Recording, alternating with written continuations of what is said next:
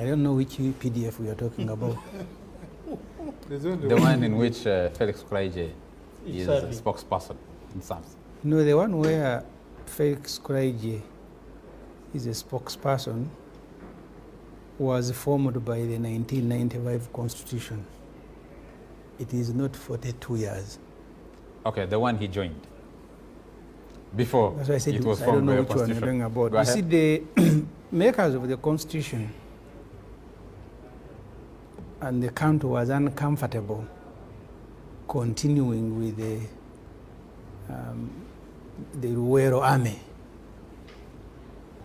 They wanted a national army, and the minute after the Constitution, Mr. Museveni said he was uncomfortable with two things in the Constitution. He said he was uncomfortable with the provisions on land because he wanted more government say. He also said he was uncomfortable with changing the name of his army. I remember when we were at Observer, one day we went to photograph these signposts they put at a roadblock, and they had maintained the NRA. Say now, is this UPDF or NRA?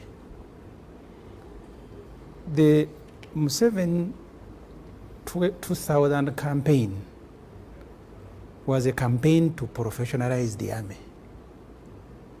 And I think the subsequent years, when the Honorable Mbabas was Minister for Defense, I think he presided over, together with the senior army officers, the phase of professionalization leading to the white paper, eventually the UPDF Act that was passed in 2005. And all that was geared towards laying a foundation for a national army.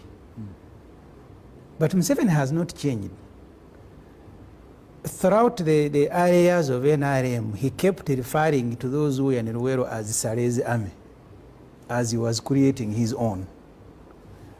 When the Committee of Parliament, at that time chaired by the Honorable Salam Musumba, Committee on Presidential Affairs during the 7th Parliament, went to meet him in Soroti, he told them that his army was defeating Konye, that your army had failed. So we have had two armies all along. But the old army that was ideological, people who were motivated to go and fight, not driven by material majority. He's now done away with it. He now has an army that he has participated almost individually to recruit to help him keep power. And they ran it like a kiosk. The other day you saw when Museveni's son, I think they met at a breakfast, said, "Daddy, I also want to become a general." Okay, he said, "Now you are a general." In the Kaguta family, we don't have more than, if there are many, between 10 and 15 generals in UPDF. 3 of them are from Kaguta's family, Museveni, Saleh, and their son. What is the problem with that, in your view? No, I want someone to educate me that they are the most intelligent, most disciplined military officers, deserving of being the only generals, or the few generals. I have by the way gone to the court, the East African Court of Justice, to take this military. The time I went, all the generals were speaking one language coming from one area. And now? And in the defense, they have brought in a few things, a few people to... So your complaint has been overtaken by events? No, the matter was eventually not concluded.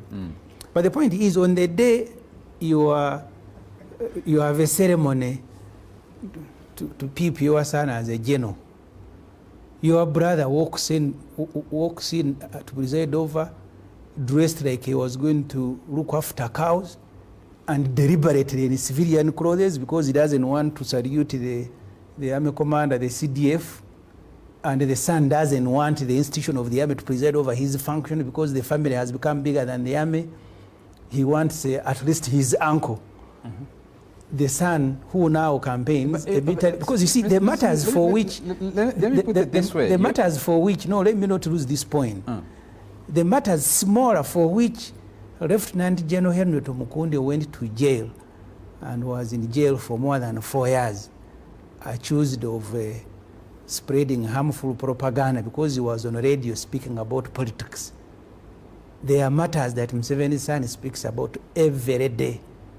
He goes to create his army. He wants to stand for president. He says it is received by the commander of the division. Military vehicles, in a convoy of military vehicles to do, is addressing people in Mbale. All these things are happening now. And I pity people like Ekuraije who speak for this. And I don't know, by the way, which one he speaks for. Because now... I know the one army. Sorry, if you know one. It's not one. For you, you are in a different world. This army of Museveni that he knows is the army. So we lost as a country.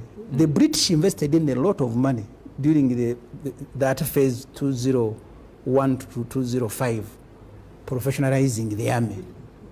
When I was sitting on the Committee on Defense and Internal Affairs in the Parliament, I asked former Minister of Defense, they had put an advert in the New Vision, putting the structure of UPDF.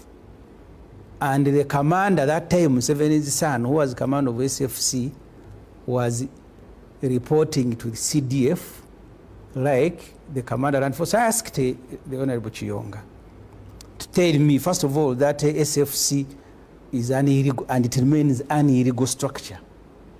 And Chiyonga said, no, we will consult and come back. Of course, he never came back. Because under the Constitution, Article 210, that division that was made after the promulgation of the UPDF, constituting the land and Air Force, that power rests in the Parliament. But Museveni, and they said they are going to amend the law. On time was with Kuraije, he can't deny. He said they are going to amend the law to deal with that illegality of Museveni creating another army within the army called the SFC.